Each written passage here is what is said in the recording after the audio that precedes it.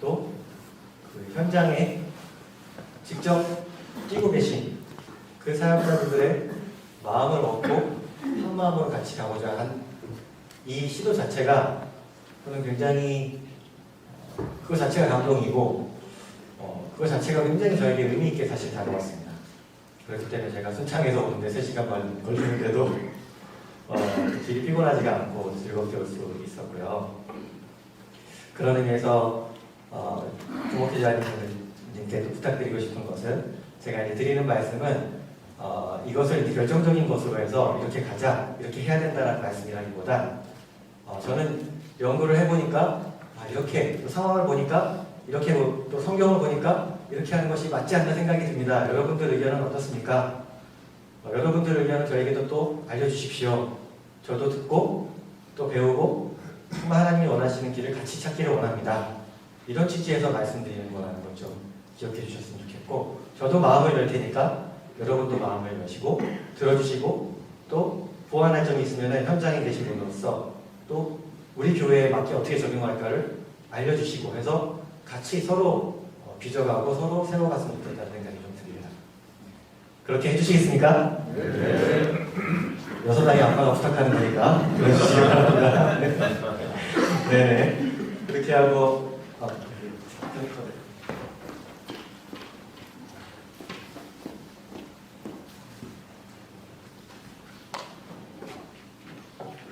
네. 처음에는 이제 양 목사님하고 대화 나누던 중에 이 코로나 시대에 맞는 주일학교 사역 또는 다음 세대 사역을 어떻게 찾을 수 있을 것인가, 거기에서 이제 아이디어를 서로 교환하면서 사실은 우리 위에 있는 멘트는 리드 코로나 포스트 시대에 대응하는 이 멘트는 양 목사님께서 제안해 주셨습니다. 그래야지 설득력이 있다고 그러시더라고요. 그래서 이제 근데 제가 보니까 맞는 것 같아요. 왜 맞냐면은 사실 이 이야기를요 제가 1, 2년 전부터 제가 아는 목회자분들에게 드렸었습니다. 교회 학교를 이렇게 좀 개선해서 가면 어떨까요? 그런데요 관심이 거의 없으셨어요. 목사님들이 관심이 없었다기보다 교회의 상황이 이것을 할 수 있는 상황이 거의 아니었기 때문에 담임 목사님들이 이걸 듣고서 이렇게 반응을 할 수가 없었어요. 근데 이상하게 코로나가 터지고 나서는 똑같은 말씀을 드리는데 담임 목사님들께서 너무 적극적으로 반응을 하시는 거예요. 저도 그래 놀랐어요. 그때 보니까 상황이 바뀌었더라고요. 시대가 바뀌었더라고요. 우리 흔히 뉴노멀이 왔다고 하지 않습니까? 우리가 원치 않던 상황이 바뀌었어요. 그래서 교회들이 다음 세대 교육에 대해서 다시 생각하고 옛날에 도전하지 않았던 것을 도전해보고 싶어 하는 마음들을 하나님께서 이미 주셨고 그것들을 지금 현장에 계신 목회자분들께서 느끼고 계시더라고요. 그러다 보니까 이 이야기가 요즘에는 작년하고 다르게 굉장히 통하고 있습니다. 그래서 그런 시대적 배경을 좀 우리가 볼 필요가 있는 것 같아요. 먼저 교회의 상황을 우리가 다 교회에 계시니까 아시겠지만 저도 현장에 계신 목회자분들 얘기 듣고 저도 같이 사역을 하면서 이렇게 나름대로 정리를 해봤습니다. 교회의 상황은 주일 대면 예배가 중단된 적이 있다. 근데 타의에 의해서가 아니라 우리 스스로 중단한 적이 있었다는 걸 기억하시죠, 여러분? 우리 스스로 놀랍게도 주일 예배를 주일 대면 예배를 중단한 적이 있었던 거예요. 그러고 그런 사태가 조금 완화되고 어쩌고 막 여러 가지 상황이 있는 가운데서 여전히 교회 안에 젊은 가정들의 예배당 시스템이 잘 회복되지 않고 있다는 거. 교회마다 조금 다를 수는 있겠지만요. 지금 1단계로 내려갔는데도 완전히 회복되지 않았다는 거. 이게 우리가 맞닥뜨린 현실이라는 겁니다. 그럼 그랬으면은 예전 같았으면 저라도 이것이요 그러지 마시고 예배당 출석 제대로 해야지 당신 정신 차리시오 이렇게 얘기를 했을 텐데 지금은 그렇게 얘기를 할 수 없는 상황이 있다는 거예요. 그 상황이 뭐가 됐든지 간에 예배당 출석해서 당신 신앙 키우시오 이 메시지가 이 전통적인 메시지가 왠지 힘을 잃은 것 같은 이런 상황이 우리 앞에 와 있다는 거예요. 맞고 틀리고를 떠나서 우리의 상황이 그렇다는 겁니다. 우리에게 주어진 상황이요. 그러면은 이런 상황을 우리만 겪고 있는 것이 아니라 특별히 이제 자녀를 키우고 있는 젊은 가정들도 이 상황을 맞닥뜨리고 있는데 그들의 생각이 어떠한가를 좀 정확하게 짚어보면 그들이 이걸 다 신학적으로 말을 표현을 못하지만 그들 안에 있는 거를 저희가 번안을 해서 표현을 해보면 주일 성수 이꼴 예배당 출석이었는데 옛날에는 지금은 주일 성수 이꼴 예배당 출석만은 아니구나 라는 것을 이분들이 자의반타 위반으로 깨달아버린 거예요. 그래서 집에서 온라인 예배를 드리는 경험들이 다 있었는데 특별히 젊은 가정은 100% 있었다고, 자녀 있었으면 100% 온라인 예배 경험했다고 봐야 되겠죠. 그런데 그 경험을 설문조사를 해보니까 의외로 좋았던 거예요. 뭐가 좋았냐? 다른 교회 안 가서 좋았던 게 아니고요. 가족들이 함께 예배드려서 좋았다는 응답이 1등이었어요. 그럼 그게 끝이냐? 이들이 정말 개인주의 세대라서 그렇게 된 거냐? 그건 아니에요. 왜냐? 또 다음 문항에 보니까 그럼에도 불구하고 예배당 예배, 대면 예배가 너무 그립다. 이게 또 1등이었어요. 이게 서로 상충하는 것 같은데 그 상충하는 것 같은 마음들이 그들 안에 같이 있었다는 거예요. 좋아. 그러면 당신들 왜 아직도 예배 안 나오시오? 왜 그동안 이렇게 지나치게, 우리가 보기에 지나치게 조심했어? 이렇게 우리 보고 싶은 거죠. 근데 그것이 그들의 믿음이 약해서만은 아니라는 거예요. 물론 그런 부분도 일부 있을 거예요. 그들의 상황을 보면은 대면 예배 너무나도 좋아하고 가고 싶지만 이웃을 배려해야 된다는, 하나님 사랑, 이웃 사랑, 그 중에 그 이웃 사랑의 가치도 같이 지켜야 된다는 그 마음 때문에 이들이 섣불리 움직이지 못하면서 이거 어떻게 해야 되지? 가고는 싶은데 가야 될 것도 같은데 가면 안 될 것 같고, 이런 굉장히 모순적인 상황 가운데 그들도 놓여 있었던 거예요. 그들의 마음을 정확하게 짚어야지 우리가 그 다음 스텝을 정확하게 구상을 할 수가 있습니다. 그럼 여기서 우리의 고민이에요. 교회의 고민이지만 또 우리 사역자들의 고민은 무엇이냐? 과연 예전으로 돌아갈 수 있을까? 여러분, 예전으로 못 돌아갑니다. 뉴 노멀이요. 그냥 표현이 아니에요. 진짜 왔어요. 예전으로 돌아가야 되겠다는 생각에만 머물러 있다면 이미 우리는 하나님이 허락하신 상황에서 뒤처지고 있는 거예요. 그렇기 때문에 우리 안에 다시 자연스럽게 이런 생각이 드는 거죠. 과연 예전으로 돌아가는 것만이 최선일까? 하나님이 이 상황을 허락하셨다면 이 상황으로부터 우리에게 기대하시는 것은 무엇일까? 이걸 우리가 사역자로서 고민하지 않을 수가 없다는 거죠. 여러분들의 마음을 제가 정리해봤다는 생각이 듭니다. 그러면 그런 고민을 안고 그런 상황을 놓고 지금 우리 젊은 가정들의 그런 마음을 일단 그것이 맞았던 틀렸던 우리가 있는 그대로 인정하고 그 모든 것을 인정하는 상황에서 우리의 살 길을, 우리의 갈 길을 성경에서 다시 한번 찾아보자는 거죠. 신명기 6장 말씀해 보면 분명히 너희 자녀에게 부지런히 가르쳐라. 어디서요? 집에서. 다른 데서도 있지만 제일 처음 나온 장소가 집에서죠. 그러니까 우리가 여기서 발견할 수 있는 방법론 첫 번째는 부모가 자녀를 가르친다는 방법론이라는 거예요. 다음 세대 교육에 있어서 첫 번째 방법론은 이거는 뭐 두말하면 필요가 없습니다. 어떻게 다음 세대에게 접근할 것인가, 어떻게 그들을 살릴 것인가. 첫 번째는 그 부모가 자녀를 가르쳐야 한다는 거예요. 이거는 우리가 다 동의하리겠습니다. 그럼 신약에는 어떠한가? 몇몇 구절들이 있는데 예수님께서 이 70인을 따로 세우시면서 둘씩 짝지어서 보내시는, 그러니까 일꾼들을 세워서 보내시는 장면이 있죠. 그러면서 추수할 것은 많되 일꾼이 적다라는 말씀을 하셨어요. 저도 지금 6자녀를 키우고 있고 지금 전국의 처치홈스쿨 교회 안에 이렇게 그룹을 지어서 처치홈스쿨 하고 있는 그룹이 이제 13개 그룹이 됐거든요. 거기에 많은 부모들과 자녀들이 있습니다. 근데 이 자녀들을 양육하면서 정말 기독교 교육을 하고 하나님이 원하시는 방향으로 자녀들을 양육하려면 손이 얼마나 많이 갈지 몰라요. 애가 하나가 있어도 바쁘고요. 애가 둘이 있어도 바쁘고 애가 6이 있어도 바쁘고요. 똑같이 바빠요.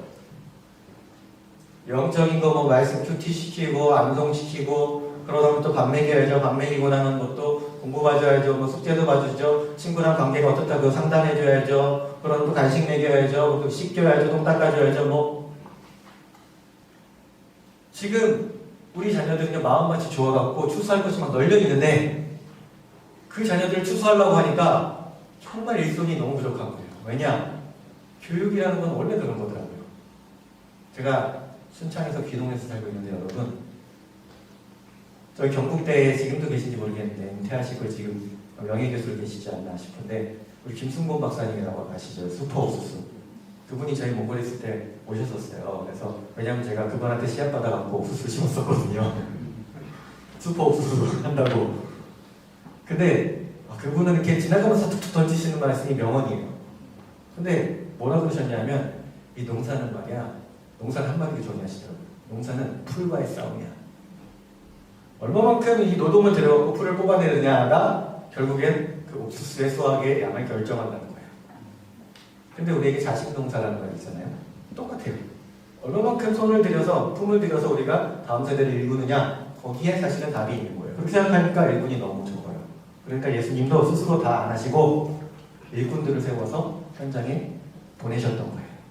근데 예수님의 이 사역의 기법을 정확하게 간파하고 이어받아서 자기 사역에 적용했던 분이 계시니 그게 바로 우리 바울 선생님이세요.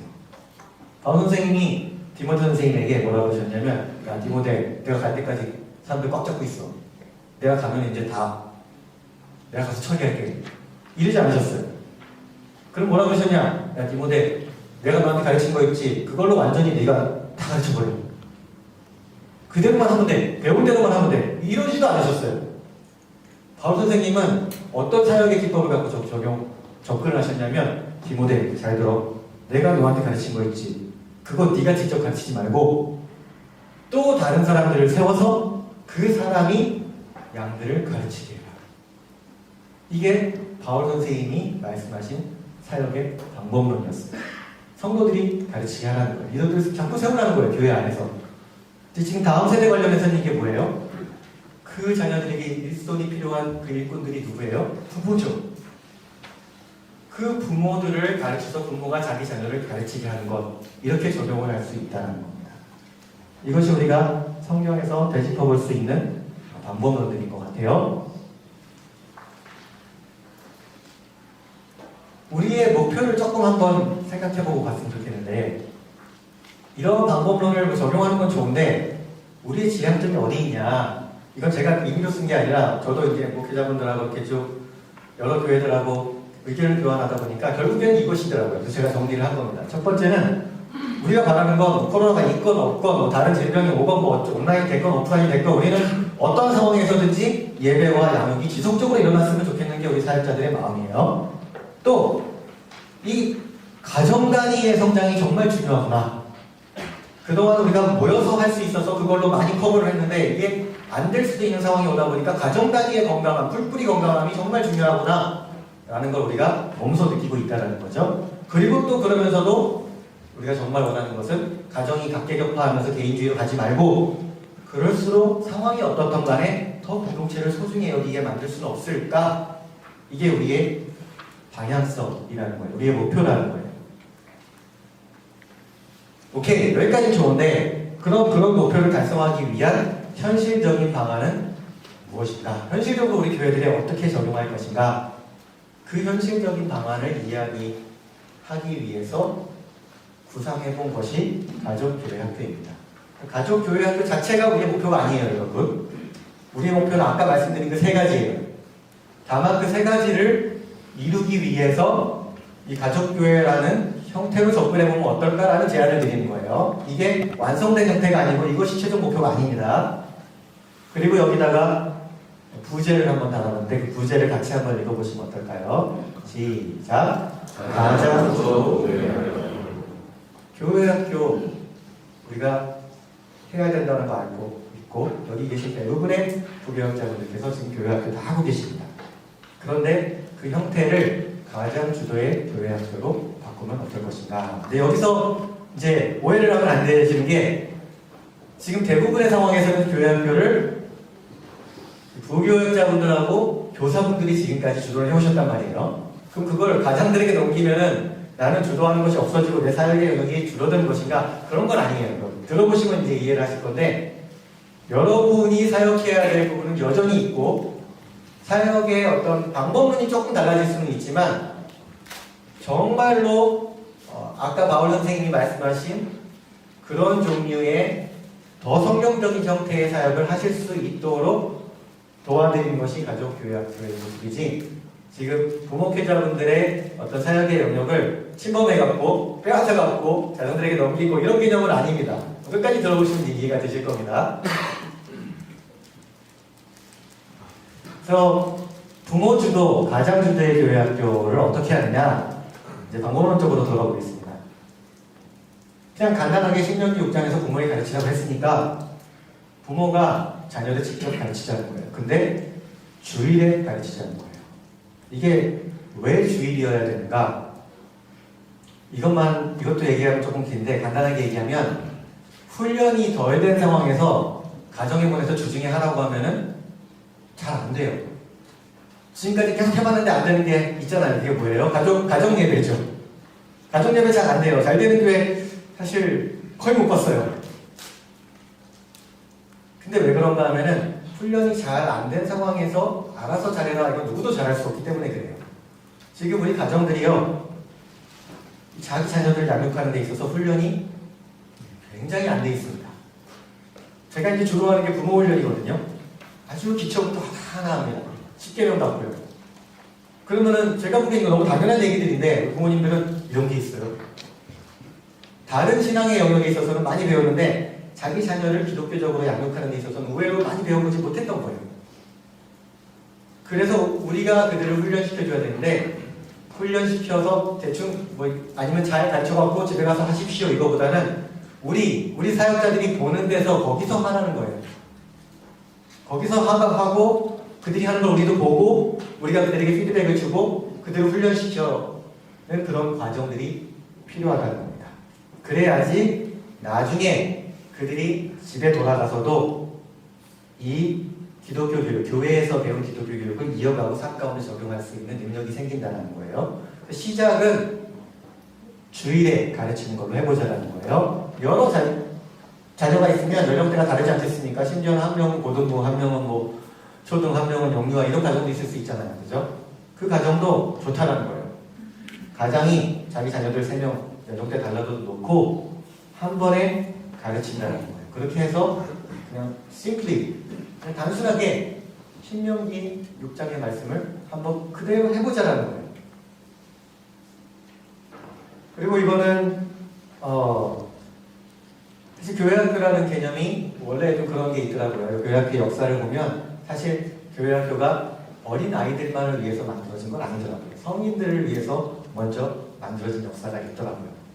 성인들이 교회학교가 좋으니까 아이들도 같이 하고 그러다 보니까 아이들 집중하게 되고 이런 역사가 있었던 것 같은데, 이 가족교회학교를 하면서 교회가 원한다면 자녀가 있는 부부들뿐만 아니라 자녀가 없는 부부들도, 노년부부도, 심지어는 신혼부부도 가장주도 교회학교니까 남편이 자기 아내 놓고서 가르치거나 모임을 할 수 있도록 확장성 있게 생각해 볼 수 있는 여지가 있다고 생각이 됩니다. 그렇게 해서 가족 기반으로 하는 다음 세대 선교의 틀을 닥자라는 거예요.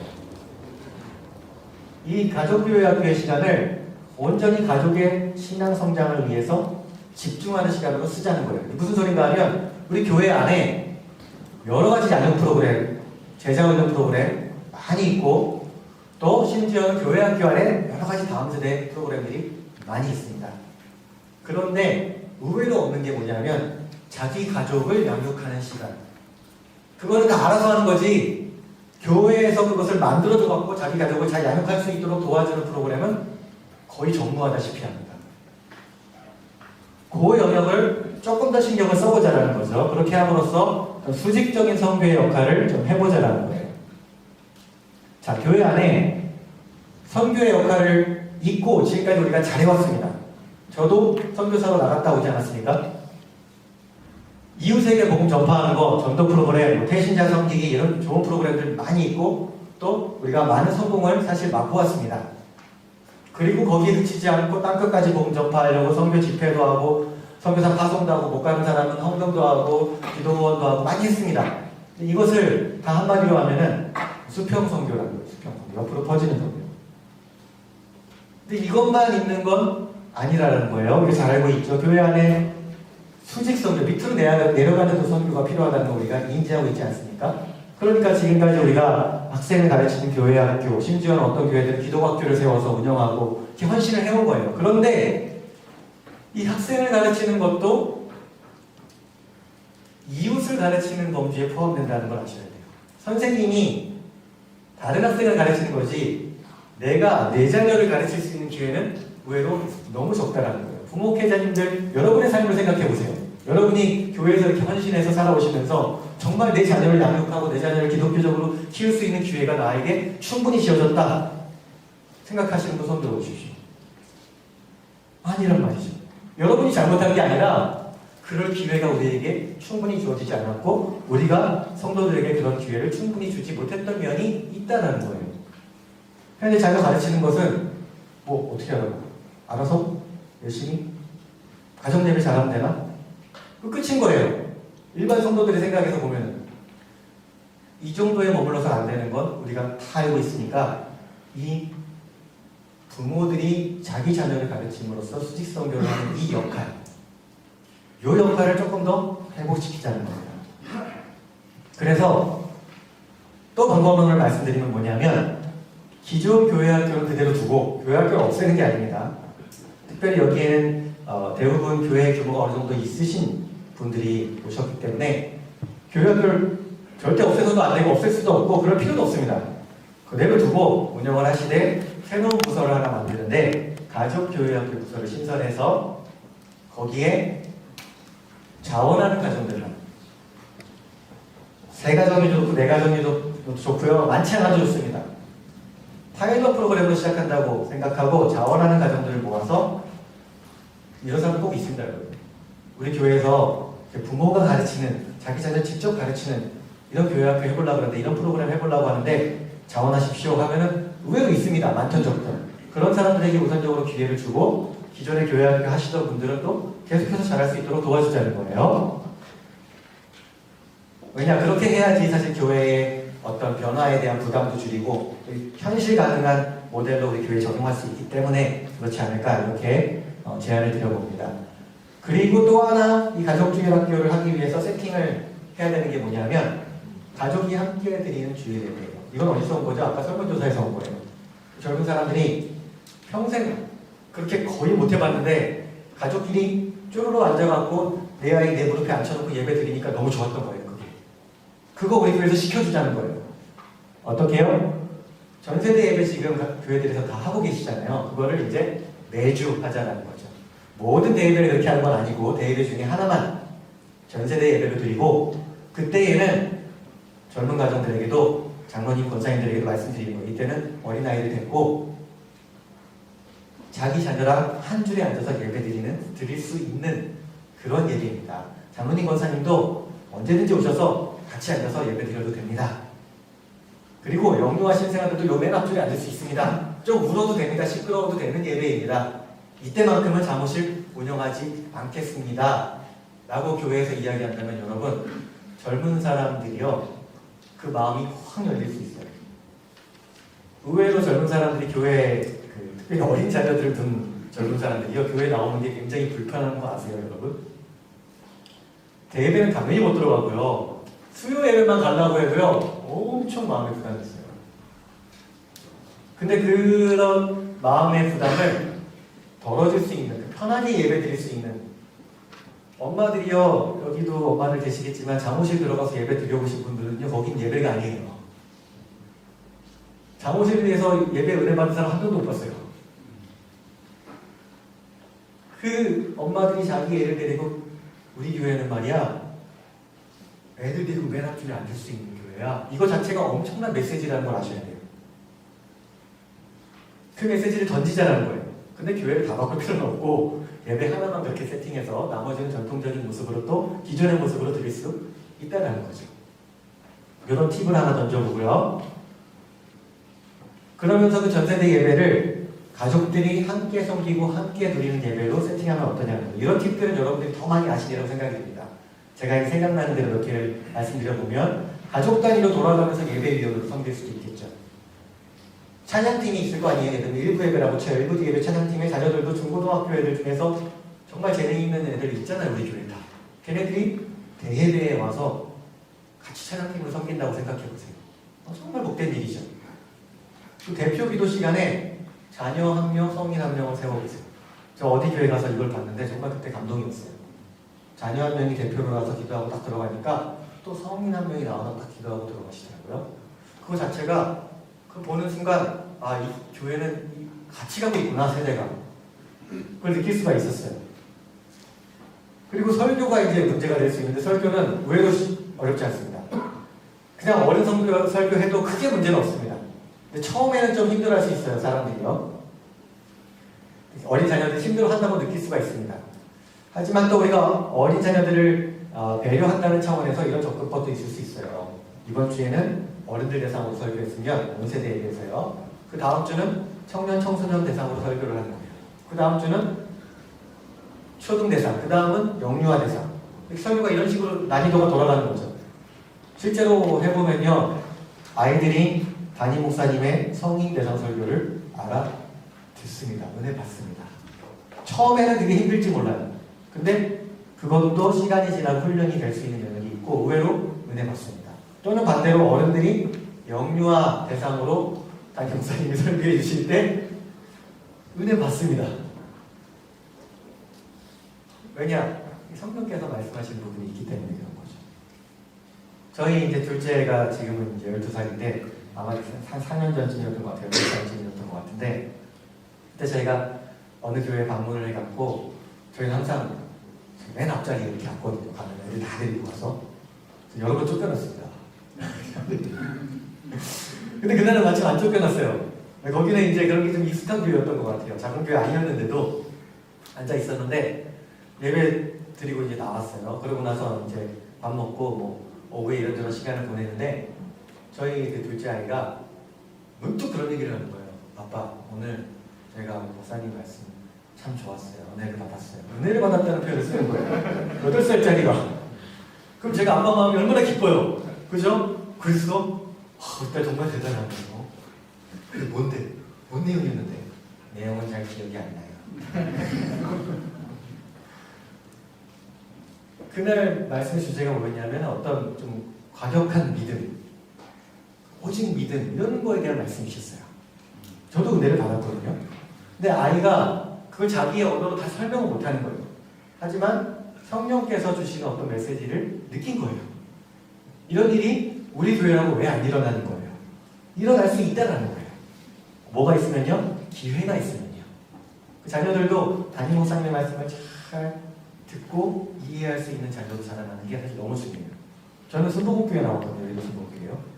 조용기 목사님 설교 정말 좋습니다. 근데 제가 좀 모태신앙으로 순복음교회에서 자랐는데 조용기 목사님 말씀을 글쎄 대학교 가서 처음 들었어요. 주일학교 내내 한 번도 들어본 적이 없어요. 물론 이게 뭐 천야 예배 따라가거나 해서 들어봤을 수 있어요. 그죠? 근데 주일 예배 때 앉아갖고 담임 목사님 말씀을 들어본다? 한 번도 없었어요. 근데 여러분, 우리 교회에서 결국에 설교에 가장 뛰어나신 분은 누구예요? 담임 목사님이시잖아요.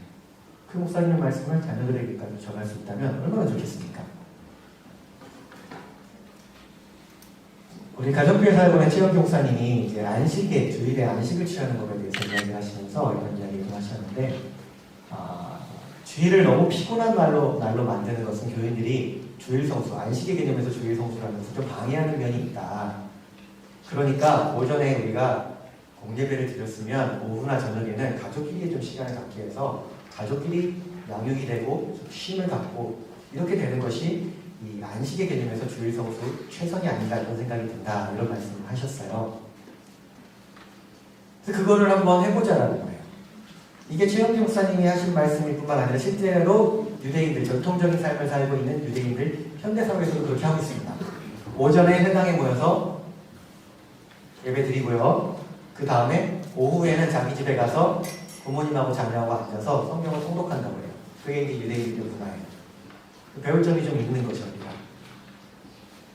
뭘 배울 점이 있는 거예요? 공예배로 공동체가 같이 가는 것을 공동체가 딱 중요하게 여기면서도 오후 시간에 가족끼리 양육이 되어지고 가족이 서로 알아가고 쉴 수 있는 시간을 또 배려할 수 있는 문화가 정착이 되어 있다는 거예요. 그래서 우리는 어떻게 이걸 적용해 볼 것인가 이렇게 해보는 거죠. 가장이 인도하는 교회 학교를 전세대 예배를 세팅해 놓은 다음에 그 전세대 예배 누구누구 가정 남아있고 소예배실에 누구누구 가정 남아있고 이렇게 해갖고 흩어져갖고 거기서 가장 만약에 아빠가 사정이 정 안 되는 가정이 있으면 엄마가 하면 되지 않겠습니까? 가장이 주일학교를 인도해 주는 거예요. 그리고 제가 이제 또 부탁드리고 싶은 것은 이 기회를 부목회자님들에게도 똑같이 주어갖고 부목회자님들도 자기 가정을 간수하고 자기 가정을 양육함으로써 다른 가정들에게 모범이 될 수 있는 기회를 주자는 거예요. 저랑 저희 아내는요 굉장히 많은 문의와 상담을 많이 받습니다. 근데 저희가 그것을 막 알리고 홍보하지 않아도 그들이 와서 많은 것들을 물어봐요. 선교사님, 이럴 때 어떻게 해야 돼요? 꼭 가정에 대한 일이 아닐 때에도 물어봐요. 왜 그런가 봤더니 그 성도들이 저희 가정의 모습을 보고 저 가정의 모습을 조금 따라가고 싶다 이 생각이 들 때에 사역자에 대한 신뢰도가 확 높아진다는 걸 저도 알게 됐어요. 그러니까 우리 스스로 우리 가정들에게 영향력이 있으려면 우리 가정에서 나오는 열매를 그들이 좀 맛볼 수 있어야 된다는 거예요. 근데 부목회자님들이 그걸 할 수 있는 능력이 안 되시는 분들이 아니고 충분한 능력과 충분한 영성이 되시는 분들인데 제가 보기에는 충분한 시간이 주어지지 않았어요. 약간 타기에 의해서. 그래서 우리가 이걸 하면서 같이 그것도 부목회자님도 이렇게 배려를 해줘서 간다면 우리 교회 안에 있는 사역자, 담임 목사님과 부목회자님들 통해서 더 많은 열매들이 가정들에게 흘러갈 수 있다는 기대가 있습니다. 그리고 아까 바울 선생님이 말씀하셨던 그 사역의 원리를 이제 존 칼빈 목사님이나 루이스 부시 박사님 같은 분들은 이렇게 표현을 한 거죠. When we help others, we help ourselves. 우리가 다른 사람들을 돕고 섬길 때 사실은 우리 스스로를 돕고 있는 것이다. 또는 We grow when we help others grow. 우리가 다른 사람이 성장하도록 도울 때 사실은 우리가 제일 많이 성장한다. 이건 사실 우리가 다 경험하고 있는 거잖아요. 우리가 설교하면 누가 제일 은혜 받아요? 우리가 제일 은혜 받고 우리가 제일 성장하고 그렇잖아요. 이 원리를 우리의 부모들도 경험하게 할 수 있다면 얼마나 좋겠냐는 거예요. 다른 사람의 성장을 도울 때 자신이 성장하도록 하나님이 그렇게 우리를 지으셨어요. 근데 바울 선생님은 그 원리를 간파하시고 디모데한테 야 네가 가르치지 말고 너 혼자 춤추고 장구치고 다 하지 말고 너는 무대를 만들어. 그리고 네가 세운 그 리더들이 무대에 올라가서 춤추게 해라. 그러면 정말 그들이 성장하는 것을 네가 볼 수 있을 거야. 이 팁을 말씀하신 거예요. 자신의 자녀들을 가르치도록 하면 부모들이 성장하는 걸 반드시 목도할 수 있습니다. 저는 이걸 지금 오늘도 사역의 현장에서 정말 맛보고 있어요. 성인 남자들이 성장하는 거요. 가능합니다. 어떻게 하면요? 그들을 세우고 그들이 자기 자녀를 가르치게 할 때에 이게 전보다 훨씬 더 잘 일어난다는 거예요. 이건 이론이 아닙니다, 여러분. 실제 제가 체험하고 있는 겁니다. 그럼 우리의 역할, 우리 사역자들, 목회자들의 역할은 무엇인가? 이 선교 이론에 보면은요, 트레이너스 트레이너라는 개념이 있습니다. 바울 선생님이 디모데한테 너 트레이너가 되지 말고 네가 사람들을 직접 훈련시키는 사람 그거를 너무 많이 하지는 말고 너는 트레이너스, 다른 훈련자들의 또 다른 훈련자가 된다. 그래서 선교 현장에서는 현지인들을 세워갖고 선교사들이 직접 맡기는 선교사들도 있지만 이 원리를 아는 사람들은 현지인들을 세워서 현지인들이 사역하는 걸 돕고 지원하고 그들이 전면에 드러나게 하는 그런 선교적인 이론과 기술이 있습니다. 근데 그것을 가족 교회 학교를 통해서 목회 현장에 적용해 볼 수 있다는 거죠. 가정도 하나의 목회지인데 하나의 목장인데 거기에 리더로 세우신 그 부모들, 특별히 가장들이 자기의 가정 목회를 잘할 수 있도록 우리가 그들의 훈련자가 되자는 거예요. 지금까지는 자녀들의 훈련자가 되었다면 지금은 성경적인 원리를 한 번 더 적용해갖고 그 부모들의 훈련자의 역할을 조금 변경하자는 거예요. 구체적으로는 어떻게 하느냐? 이 코로나 시대에 주신 하나님의 선물 온라인으로 그들을 트레이닝하는 거예요. 제가 아까 부모훈련 트레이닝 프로그램이 있다고 했잖아요. 지금까지 그걸 어떻게 했냐면은 각 지역마다 일주일에 한 번, 2주에 한 번, 한 달에 한 번씩 돌아다니면서 부모들 모아서 거기서 부모들을 훈련시켰어요.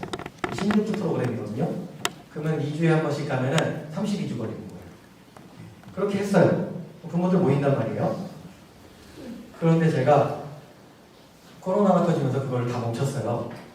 근데 저희 부모님들이 처치홈스쿨을 하는 부모님들이 이 처치홈스쿨과 가족대학교는 다른 겁니다, 여러분. 이해하시죠?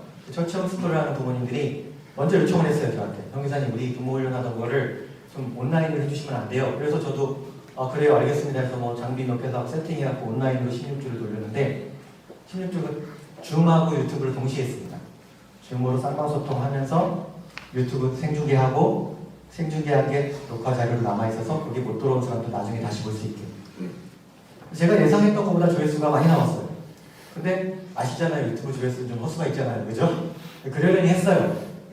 근데 수료할 때 보니까 제가 깜짝 놀란 거예요. 왜냐?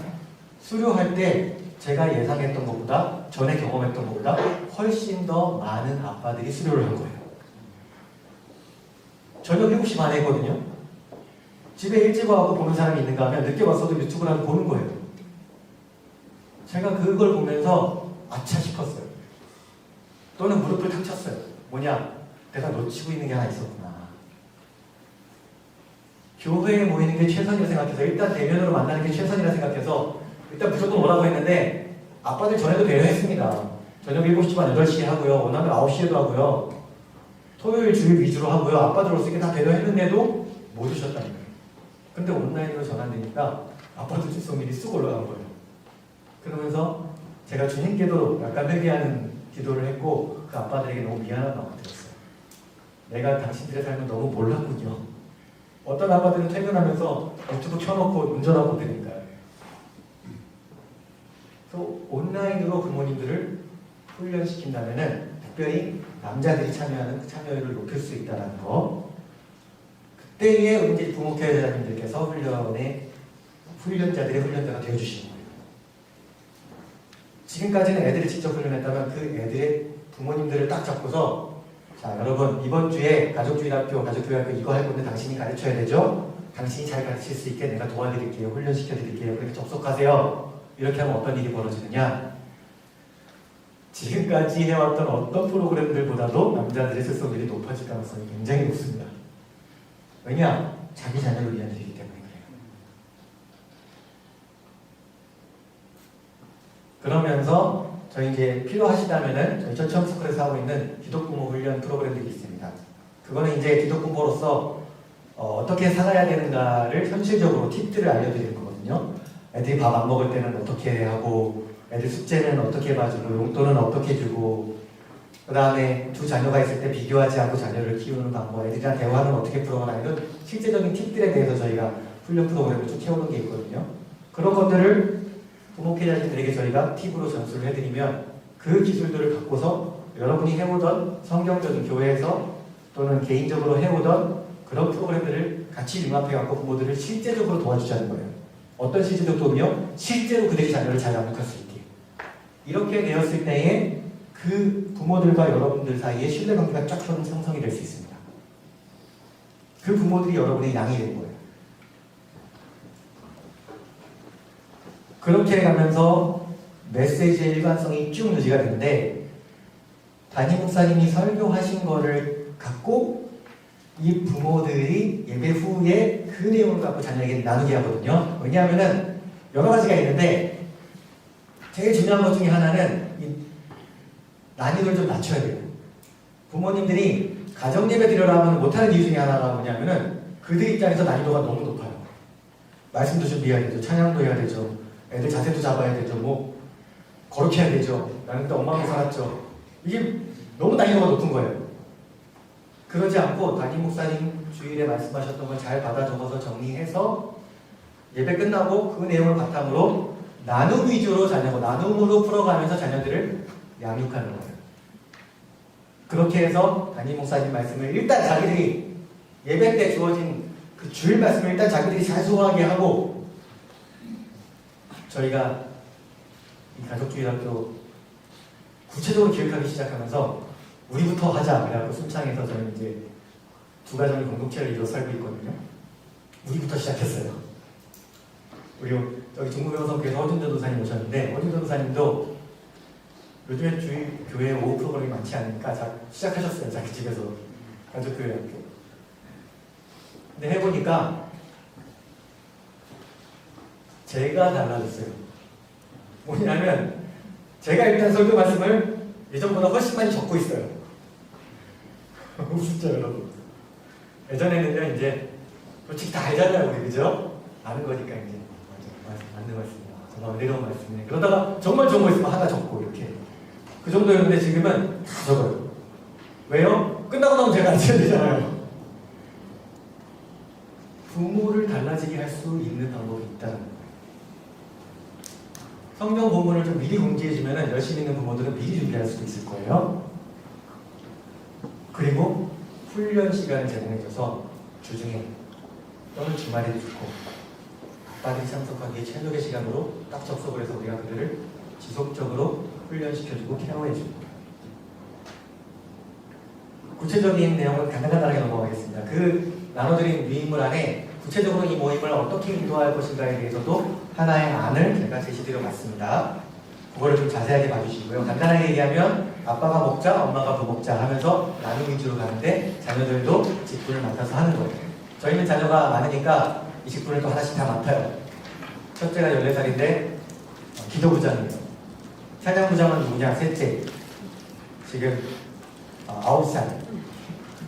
찬양부장 맡으면 찬양부장이 한 두 곡 정도를 선곡을 해봐요. 기도하면서 일주일 동안. 그럼 제가 싹트니 하나 골라오고 나름 수준 있는 거 뭐 이렇게 소원 이런 거 하나 또 골라옵니다. 같이 부르는 거예요. 그리고 저희 다섯째 아이가 5살인데 걔를 찬양 과장으로 넣어줬어요. 너는 이렇게요. 누나한테 배워라. 그래서 내가 한 곡 고르고 얘가 한 곡 고르고 이렇게 해서 옵니다. 그리고 그 다음에 저걸 하거든요. 광고 시간이 있어요. 광고는 부목자 엄마가 하는데 교회 주보 보고서 교회 일들을 안 해요. 공동체에 결속시키는 거를 그때 하는 거예요. 우리 교회에 이런 일이 있다. 이거 위해서 다다음 주에 우리 뭐 임직이 있다고 하는데 이거 위해 같이 기도해야 된다. 그걸 자기 입으로 말하게 하는 거예요. 목사님 입에서 말하는 걸 듣게 하는 게 아니라 자기 입으로 그걸 말하게 한단 말이에요.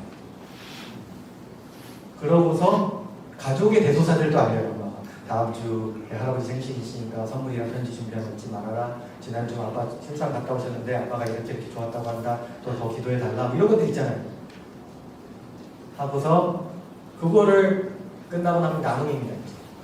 아빠가 설교 들은 거 갖고서 나누는 거예요. 어떻게 해요? 그 아이의 수준에 맞게 한 번 더 나누는 거예요. 그러면은 또 그 아이들이요. 그때는 이게 하부타식으로 되거든요. 오고 가게 돼. 아빠 그런데 뭐 이건 이거야. 아까 목사님 얘기하실 때 이런 단어가 나오는데 그건 뭐예요? 그때 답해주고 그때 되새김질을 시켜주는 거예요. 그러면서 각자의 삶을 또 나눠요. 그 나눠보면 일주일 내내 같이 살았는데 내가 모르는 얘기들이 자녀들에게서 나와요. 이게 정말 좋아요. 그 아이들도 그런 고백을 해요. 뭔가 평소랑 아빠 엄마 평소 만나지만 평소에 하지 못했던 이야기를 내가 하게 된다. 그러면서 대화가 이제 이어지는 거예요. 그렇게 해서 같은 주일 메시지를 갖고 같이 나누게 되면 그게 어디까지 이어지느냐? 주중에까지 이어져요. 왜냐? 같은 말씀을 들었기 때문에. 그 스케치부장은 뭐냐면 이제 기도부장은 그거 나누는 동안 저희 첫째가 이제 기도 제목을 받아 적어요. 엄마 기도 제목이고 동생 기도 제목이고 해갖고 그 아이가 또 같은 사람이 기도부장이 기도회를 인도해요. 그때 뜨겁게 기도하고 스케치부장은 이제 사진 찍는 거예요. 사진 찍어갖고 이제 부목사님들에게 보고해야죠. 우리 가족 이렇게 모였습니다. 사진 띡 보내는 거예요. 그리고 저희 막내 9개월 내내 걔는 이제 행복부장. 그래서 너는 그냥 계속 행복해라. 너는 존재 자체가 행복이다. 뭐 이렇게 가요. 이런 내용들을 이제 자세히 써놨으니까 어떻게 적용하실지 한번 연구해 보시면 좋을 것 같아요. 이렇게 해서 나눔 위주의 들은 말씀을 한번 되새김질하는 걸로 했을 때에 저도 그렇고 우리 같이 하는 집사님들도 그렇고 부담이 굉장히 적어요. 그러면서도 풍성한 시간이 될 수가 있습니다. 그 기존 교회학교의 관계는 기존 교회학교의 형태는 가능한 유지해 주시고요. 소수라도 좋으니까 먼저 하고 싶은 사람들 시작하게 해갖고 교회의 어떤 사역적인 부담이 불필요한 국회적인 부담이 생기지 않도록 좀 지혜롭게 가면 좋을 것 같아요. 이건 여러분들이 잘 연구하실 수 있으리라 생각이 듭니다. 그리고 언제 연 말이니까 하실 수 있는 교육이 지금 공동체 교육을 지금 준비하고 계시거든요. 올 연말에 준비해서 내년에 이제 시작하는데 얼마 시작할지는 몰라요. 박종호 사장님 나와서 얘기해 주실 거예요. 그래서 몇 가정이 빠지면 그 빠진 가정들 빼고 교회학교 편성하면 되니까 큰 부담은 없을 것 같아요. 소수로 생각한다고 생각이 되면요. 근데 이제 점차적으로는 이거는 그냥 그럴 수도 있답니다. 꼭 이렇게 하자는 아니에요. 우리가 성도들한테 장로님들한테 무조건 이렇게 돼야 된다 얘기할 필요는 없어요. 그냥 우리 사이에서는 이렇게 될 가능성이 높다라는 가능성을 생각하고 이제 준비를 해야 되니까요. 뭐냐면 이게 가족 안에 간증들이 생기고 풍성하게 되면요 이게 이렇게 다 얘기가 퍼져나가게 됩니다. 그러면 이 가족교회학교 나도 용기를 내볼까 하고서 여기에 조인하는 부모들이 점점점 더 생겨날 수가 있습니다. 자연스럽게. 그렇게 되면 이제 1년이 지나고 2년이 지나고 한 10년, 20년이 지나면 기존 교회학교는 굉장히 작아지는 반면 가족교회학교가 주류가 될 수도 있어요. 어떻게 될지는 몰라요. 그렇게 될 가능성이 있고 그럴 때에 우리가 이제 조금 생각해야 되는 부모가 교회에 나오지 않는 자녀들은 어떻게 해주느냐. 이때에 아까 말씀드린 노년 부부들이 출동을 해주는 거예요. 또는 청년 부부들 중에서 좀 비전이 있는 사람이 출동을 할 수도 있어요. 그 자녀들을 부모가 교회에 나오지 않는 자녀들을 기도 대리 부모로서 그들을 이 시간만큼은 내가 너희의 기도 부모다. 그 시간에 가족교회학교를 인도해주면서 그들을 양육해주는 거예요. 노년층들에게도 굉장한 사역의 기회가 될 수가 있습니다. 그 기존 교회학교를 없애는 방향성이 아닙니다.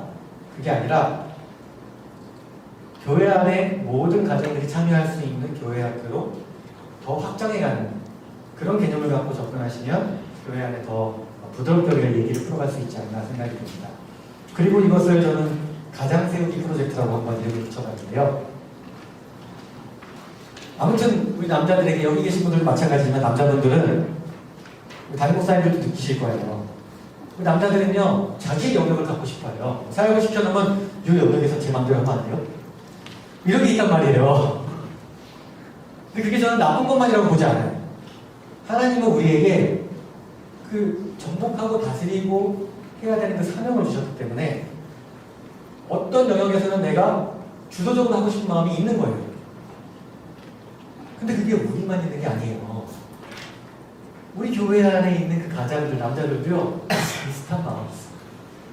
그래서 그 가장들이 교회 프로그램에 소극적으로 참여해서 와서 듣고만 가고 이런 프로그램을 하면요 확실히 동기부여가 떨어질 수 있어요. 근데 그러지 않고 당신이 주도할 수 있는 일이 요요 당신의 가정은 최소한 당신이 주도하는 어차피 당신에게 주어진 영역이니까 여기서 주도해보시오. 대신에 우리가 그걸 도와주겠어 하면은 그들의 어떤 사역의 생동감이 살아날 수 있다는 거예요. 그리고 우리가 많이 느끼셨을 겁니다. 아내들과 여자들과 자녀들을 위주로 해갖고 우리 사역자들이 리더가 되어서 그 사역을 끌어가다 보면 그게 당분간 어떤 제한된 시간 동안 열매를 충분히 맺을 수 있습니다. 그런데 이게 지속되기는 상당히 어려워요. 그게 어떤 프로그램이 뭔가요? 프로그램이 너무 좋은 경우에요. 그런데 그 가장들에게, 부모들에게 자기 자녀를 맡기고 자기 자녀를 직접 양육하게 하는 그 시스템을 만들어주면 이건 굉장히 오래 갈 수 있어요. 굉장히 지속 가능한 사역이 될 수 있다는 거예요. 왜냐? 성경에서 말씀하시는 모델에 조금 더 가깝기 때문에 그런 거죠. 사실 우리 사역자로서 저는 개인적으로 이런 고민이 굉장히 많이 합니다. 왜 아내들이 믿음이 더 좋을까? 남자들이 신앙을 외면한 것일까? 아니면 내가 사역자로서 그 남자들을 소외시킨 것일까? 이거는 둘 다 맞는 이야기예요. 둘 다. 근데 길 잃은 어린 양이 자기 맘대로 하고 싶어서 교회에 잘 안 나오고 모임도 잘 안 나오고 제자료도 잘 안 받고 막 이렇게 가 있는데 그들이 외면했다고 해서 우리까지 시스템적으로 그들을 소외시키면 안 된다는 거예요. 부모 훈련을 하는데 오전 11시 이건 남자들 못 오잖아요. 그죠? 이건 시스템적으로 그들을 소외시키는 거거든요. 그러지 말고 어떻게 하면 그 뻣뻣한 그 양들을 한 번 더 부를 수 있을까? 그걸 어떻게 하면 시스템적으로 좀 보다잡을 수 있을까를 같이 고민하자는 겁니다. 실제로 가장을 어떻게 세우느냐?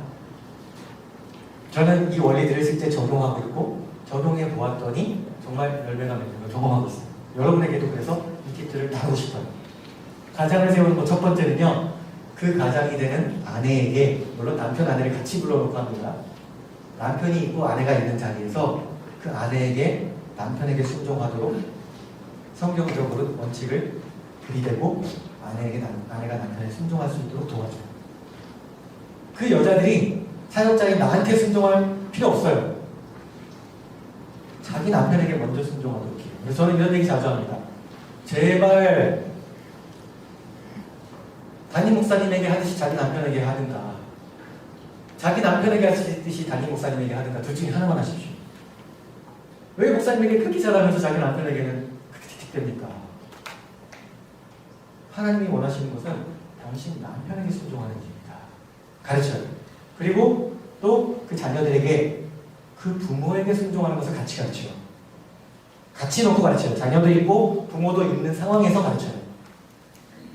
부모가 너는 나에게 순종해야 되는 존재로 하나님 널 지으셨어 라고 자신있게 얘기하도록 부모들을 또 훈련시켜요. 그리고 거기서 끝이 아니라 그 배운 것들을 그 상황에서 가장에게 부모에게 권위를 실어준 상황에서 우리가 그 가장들을 훈련시켜갖고 내가 이거를 가르쳐 줄 테니까 이걸 당신 자녀들이 가르치십시오라고 기회를 만들어줘요. 이게 중요한 건데 여러분 댄서들이요 무대까지 만들 수는 없어요. 무대를 만들고 기획하는 것은 그것은 좀 더 고차원적인 일이에요. 그것은 우리 사역자들이 해줘야 돼요. 당신들 집에 가서 알아둔 신앙교육 잘하십시오. 그거 너무 어려운 얘기예요. 근데 우리가 시스템을 만들어줘갖고 이렇게 하면은 자녀 양에게 성공할 수 있습니다. 대신에 이렇게 할 때 내가 저렇게 도와주겠습니다. 이거 훨씬 더 실천 가능한 모습이 된다는 거예요.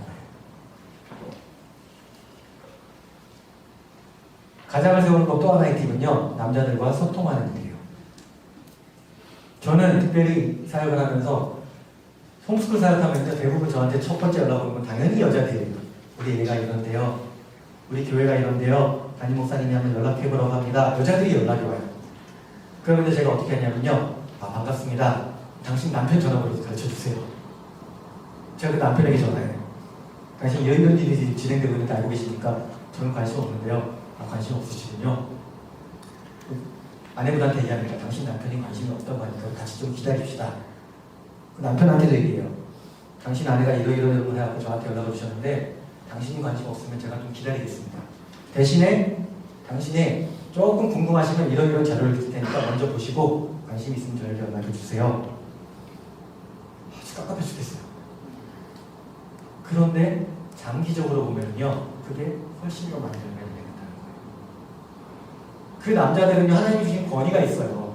그러니까 내가 가진 어떤 교회적인 권위와 부딪히는 거예요. 자꾸 이게. 나도 불편한 거예요. 이게. 나도 모르게 이걸 좀 쉽게 가요. 좀 안 부딪히는 사람하고 먼저 얘기하고. 근데 여러분 그들에게 아무것도 없이 우리가 그들을 이끌려고 하면 이게 많이 부딪히는데 그게 아니라 그들이 누군가를 가르쳐야 돼, 자기 자녀를 가르쳐야 되는 상황 가운데서 그들을 도와주려고 하면 이거 세팅이 좀 달라져요. 그렇게 접근해 보자는 거예요.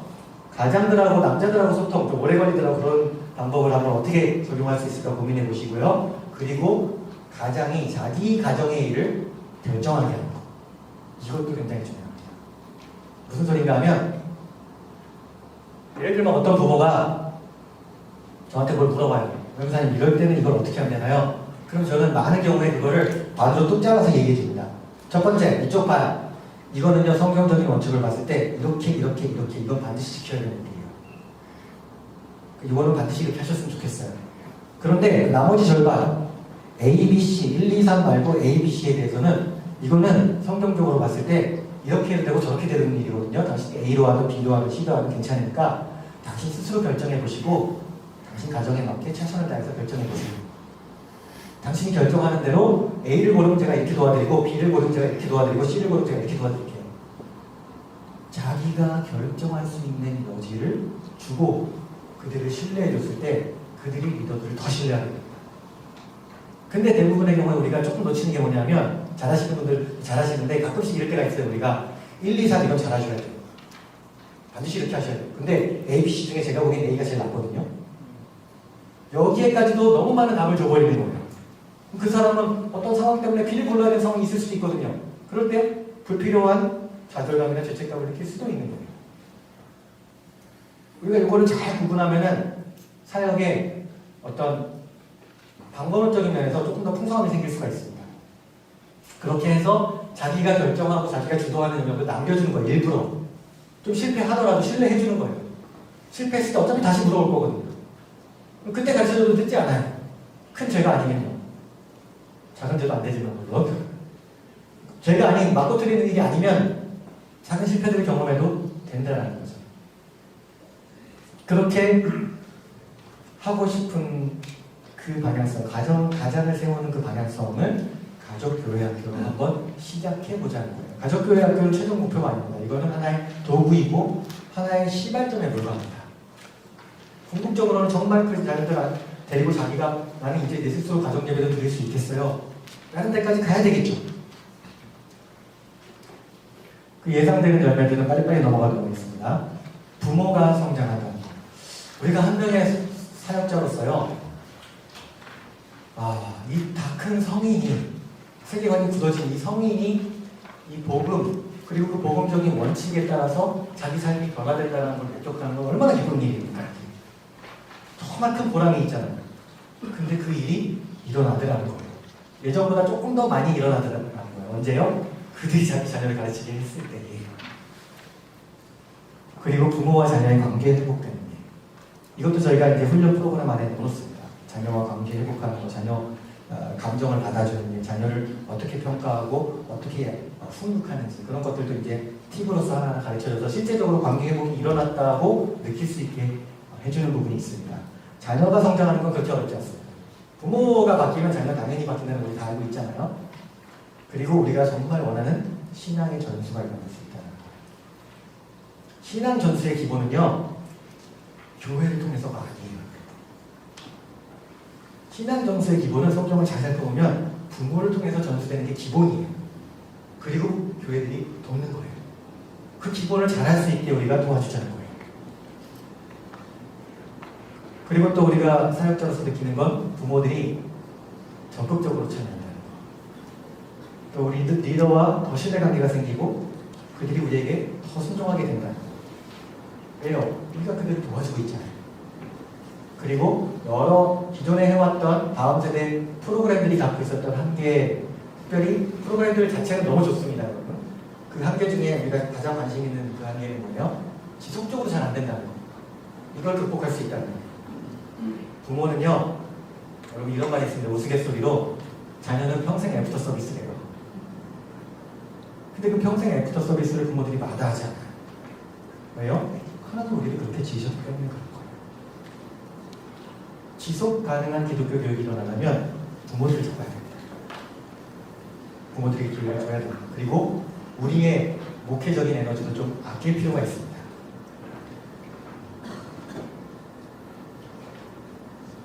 세대를 관통하는 제자훈련이 일어난다는 게 참 이게 멋진 일이라 생각해요. 담임 목사님 말씀이 부모들에게 들어가고 그걸 자기가 부모들이 되새김질을 해갖고 다시 자녀에게 또 먹여주고 자녀들이 주일 대예배를 듣고서 은혜 받고 부모랑 같은 주제에 대해서 지난주 이야기가 욥에 대한이었는데 저는 이런 걸 느꼈어요. 아빠랑 대화를 나누고 이게 다 이상이 아닙니다, 여러분. 일어날 수 있는 일이고 실제 일어나고 있는 일입니다.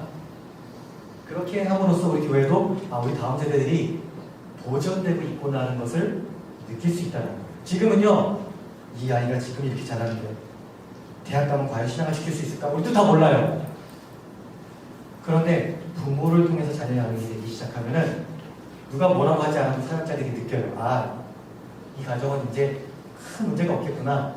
특별히 자녀를 이렇게 지키고 신앙을 전수하는 데 있어서는 90% 이상 실패할 확률이 없겠구나. 이런 걸 사역자들이 느끼게 된다는 거예요. 그리고 또 가정을 강조한다고 해서 가정 막 그냥 개인주의, 가족 이기주의로 가면 안 되잖아요. 교회 공동체가 결속이 돼야 되잖아요. 그건 어떻게 가는 거예요? 우리가 그들을 훈련시키면서 그 결속을 이어가는 거죠.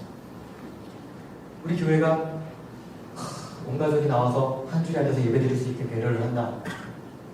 그 가정들이요 교회에 나와서 예배드리고 싶은 마음이 더 커질 수밖에 없어요. 그리고 또 중요한 것이 요즘처럼 이렇게 대면 예배가 꼭 행여나 중단되는 상황이 온다 할지라도 가족교회학교는 교회에서 뭐 이렇게 방역 지침 때문에 딱 뭐가 달라지면은 제일 마지막으로 회복되는 게 주일학교더라고요. 주일학교는 제일 나중에 시작해요. 그죠? 근데 가족교회학교는 그럴 필요가 없어요.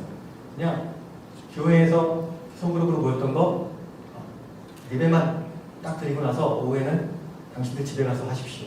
아니면 대면 예배가 전반적으로 중단된다 할지라도 온라인으로 드린 다음에 오후에 당신들 집에서 가족교회 하시고 보고하십시오.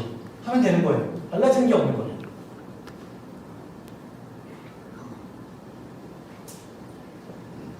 마지막 슬라이드입니다. 이것을 우리가 돌아가서 우리 교회와 성도들에게 부모들에게 진정성 있게 전달해야 될 건데 그 진정성을 접근을 위해서는 이런 것들이 좀 필요해요. 우리 교회가 우리 사역자들이 기존에 그 부모들이 참여하고 있던 교회 사역들이 봉사들이 있잖아요. 또는 예배의 의무들이 있잖아요. 그 에너지에다가 또 하나를 짐을 얻는 꼴이 되어서는 진정성이 떨어진다는 거예요. 그게 아니라 조금 우선순위가 낮은 것들을 살짝 에너지를 줄여줄 수 있다라는 메시지를 던져주고 그 에너지를 이쪽으로 전환하도록 도와주면 그들이 더 우리의 진정성을 느낄 수 있다는 건 하나의 팁입니다. 그리고 또 우리 여기 계신 교회들은 그러진 않을 것 같은데 가끔 제가 그래서 당황스러울 때가 있는데 교회 학교 안에서 큰 조업 프로그램을 해갖고 다른 교회에 있는 성도들을 겉은 그렇게 표현 안 하지만 우리 교회에 왔으면 좋겠다라는 그런 바람을 갖는 경우들이 있어요. 근데 그거보다는 우리는 지금 울산은 그런 분위기가 잘 된 것 같아서 참 감사해요. 우리가 이렇게 연합해서 모여있는데 우리도 살고 저 교회도 살고 큰 교회도 살고 작은 교회도 살고 해야 되지 않겠습니까? 그러니까 그 어떤 다른 교회 가정이 우리 이 교회학교의 조업 프로그램을 통해서 우리 교회에 더 정착하겠다 이런 개념보다는 우리 교회의 기존 가정들을 잘 키우고 기존에 하고 있던 전도 프로그램이나 성교 프로그램을 열심히 하고 대신에 우리는 그 수직적인 성장, 애를 더 낳고 이런 것도 있지 않습니까 여러분? 부모들이요 자기 자녀의 아이에 조금만 자신이 붙어도요 애를 더 갖게 되는 거 아세요 여러분? 너무 신기한 일이에요. 내 자녀 양육에 있어서 조금만 자신감이 생겨도요 애를 하나 더 가져요. 우리 교회 안에 그런 일들이 일어날 수 있다는 거예요. 그런 것들을 기대하면서 우리의 진정성을 그들에게 마음이 있는 거를 좀 표현하자는 거예요. 표현해줘서 그들이 진정성 정말 어떤 수평적인 성교뿐만 아니라 수직적인 성교도 같은 선상에서 똑같이 중요하게 여기면서 우리 교회가 가고 있구나 이거 자체가 굉장히 균형 있는 메시지가 되었으면 하겠습니다. 그 시작으로 가족교회를 제안드리고 싶고 우리 마지막 티모시 포 전사님이 하신 말씀 읽어볼까요? 시작. 부모는 자녀의 삶에서 가장 중요한 교사이다. 설령 부모들이 그 사실을 모르고 있다 하더라도 모르고 있다 하더라도 우리가 도와줘야 되는 입장이 아니겠습니까? 우리 사역자들이니까요. 기회해 주시면 좋겠습니다. 제가 질문 한두 개만 받고 그 다음에 한 10분 정도는 지금 내년에 이것을 준비해서 하시려고 하는 다음 공동체교회 박종호 목사님께 좀 메시지를 좀 부탁드리려고 해요. 지금 실제로 교회 안에서 목회자분들하고 논의를 하면서 준비하고 꾸려가는 상황에서 여러분들 도움이 되시는 말씀 해주실 수 있을 것 같습니다. 혹시 질문이나 하시고 싶은 말씀 있으신 분 계시나요?